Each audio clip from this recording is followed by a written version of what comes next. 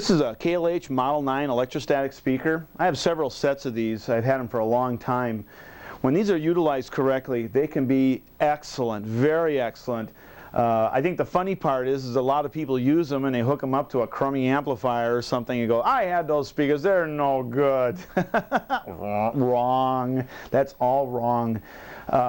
As you can see, this is just a bigger version of the small panel that we were looking at before, and then over here we have the tweeter that actually was made by RTR, Jansen, that they used in the unit. Originally you're supposed to use 4 of these, 2 on a side, but at $1,700 a pair, I don't know how many you're going to buy. That's in 1970 was the price.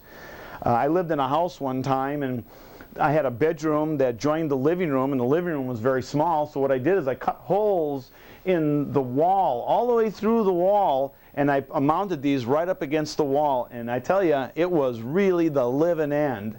I could close the bedroom door and the bass response would change, so it ended up being closed door for rock and roll, slightly open door for classical, fully open door for folk music.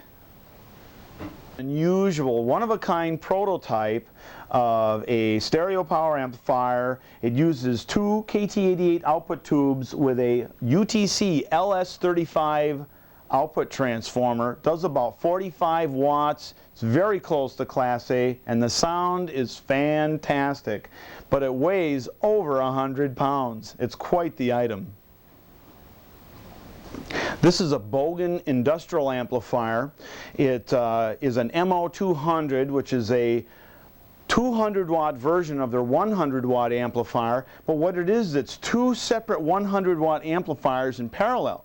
So what we did is we separated the outputs, made separate drivers for the input, and turned it into a stereo amplifier, 100 watts per channel in a nice compact shape. And the sound was pretty good. It's an industrial amplifier, and its response I think is 38 to 40,000 or something like that. Very nice response, but the top end just isn't as low distortion as what we would like. So then what I did is I modified it into a triode version.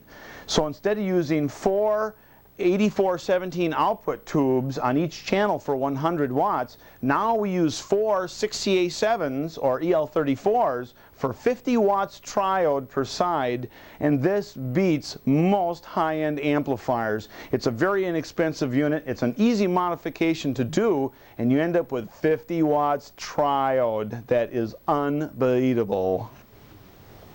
Harman Kardon Citation Tu power amplifier. One of the all-time goodies. This is 2 6550s per channel for, I think it's about 65 watts.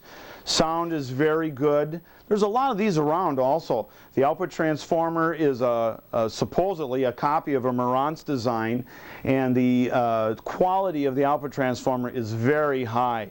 Modified, these can be an excellent amplifier. The pink color, I can't tell you much about that. This brown is the real color of it. Harman Kardon Citation 5 amplifier. Similar design to the Citation Tu, same driver system. 4 6L6s for 45 watts output per side. Sound is excellent. Stromberg Carlson, this is a public address amplifier made in about 1946. It's unbelievable how good this thing sounds. 25 watts per channel out of 4 6L6s, and of all things, it's stereo. It actually has 2 separate amplifiers separated all in the back, hooked up to one common preamp. What a neat design, and the sound is really wild. I think one of the reasons is that it's made out of all cloth wire. Ampex 125 watt theater amplifier. These sound great. They have all these 5 tubes here are used for regulation, 2 rectifiers, 4 807s for 125 watts. The sound is fantastic. The output transformer is made by Oregon Electric, but I have been told there are models out there like this with peerless output transformers. If there are, that might be the great kahuna amplifier of all time. Okay. RCA Theater amplifiers. This one's pretty old. It must be from the late 40s, early 50s, something like that. 4 old 6L6G tubes for 40 watts, almost solid Class A. It sounds pretty good. This one here uses a pair of 7027s for 40 watts, much newer design, but they're industrially rated like those other ones, so many of them are between 6,000 and 10,000 hours, which gives you, I think it's 4 years continuous operation. So in most home settings, you can figure a minimum of 5 to 10 years before you have to retube. Dumont Amplifier, 4 6v6s push-pull parallel. It sounds terrific. The guy who owns this says it's the best amp he's ever heard. He wants it modified for single-ended direct heat, so we'll see what happens after we do that. This is a clone of a Dynaco Mark 6 amplifier. 4 6550 output tubes, gives 125 watts, ultralinear operation. Sound is excellent. I built a pair of original Dynaco Mark 6s that were 15 years old in a box, never assembled, and I put them together and we made them triode. They were 75 watts triode, perhaps one of the best amplifiers I ever heard. But the guy couldn't tell the difference, so he had them modified back to AB2 and then had everything boosted, and now they probably sound like, I don't know, I don't know what, but not as good as what a triode version of this sounds like. It's a nice amplifier, very hard to find. Fisher 58 amplifier. This is supposed to be one of the best amplifiers ever made. Has a transformer coupling, 2 6L6s, but I do believe it's only 25 watts output. It's supposed to have one of the best wound transformers ever made. I've been looking for a match to this for a little while. Hopefully I'll get one of these days. Fisher, they make really good stuff. Fisher SA16 amplifier. This is what's inside of a Fisher console many times. It's 15 watts per channel out of 4 6BQ5s. The sound is terrific. These are really nice amplifier. I think I've had maybe 3 or 4 of them, and they beat a lot of stuff. Fisher output transformers are very well made.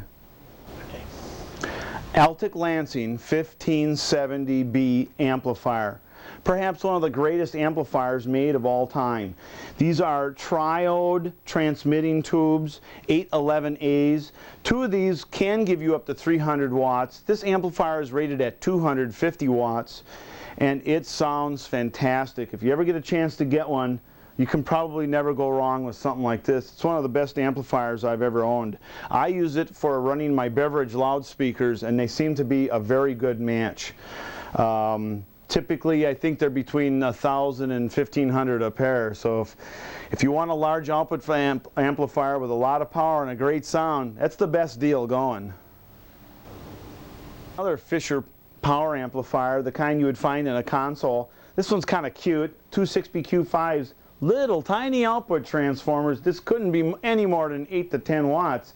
The sound is really nice though. It's a great tweeter amplifier, or for a small apartment where you don't need a lot of power. Dynaco ST35 power amplifier, perhaps one of the best power amplifiers on the planet Earth. 17.5 watts per channel out of 2 6BQ5s or 7189s, and these output transformers are the same thing that you find in an RCA 35, but the driver board is different. The RCA 35 uses a pentode triode combination to drive it, 7199.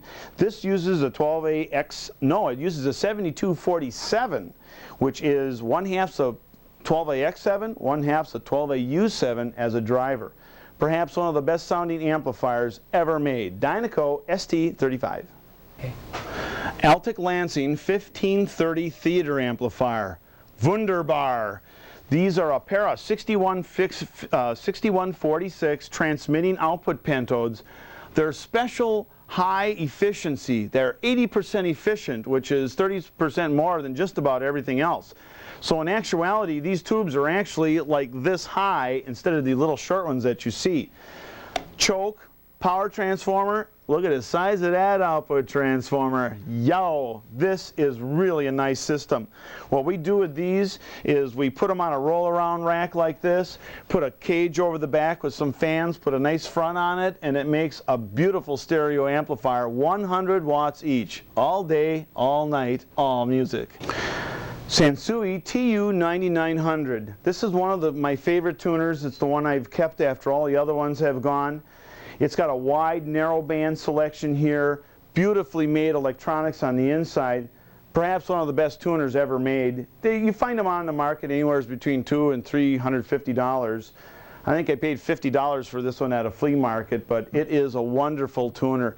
You just go like this, station, station, station, station. Doesn't make a difference where they are. Sansui Tu 9900. Fantastic. Sony Elka set. You don't see these around very much. It's one of our favorite little things to use. This is the original replacement to the reel-to-reel. Quarter-inch, quarter-track tape, but with nice large heads so you can get very good frequency response. And this baby weighs about 60 pounds. It's made very nice. Sony Elka set. What a neat piece. Herman Hosmer Scott. 222C integrated amplifier. Beautifully made. All aluminum chassis. Huge output transformers. Perhaps the largest output transformers ever made for a 6BQ5 7189 output tube. Here is its bigger brother. This is an LK72. This might have been a kit at one time. And you can see the output transformers are huge, and this uses 4 7591s. It's about 35 watts per channel. Very high-end sound. Incredibly detailed top end. Heath Kit A4, Heath Kit A7 amplifiers. There are a million of these things out there. Every single one is different. They do sound really nice though, but they're very low in power. I imagine these are probably